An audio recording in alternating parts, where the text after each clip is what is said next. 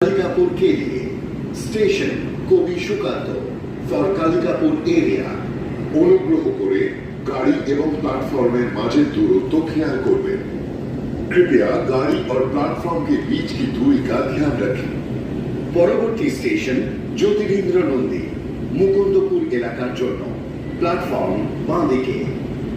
अगला station Jyotirindra Nandi platform बाएं तरफ। The next station is Jyotirindra Nandi for Mukundapur area. Platform is on the left side.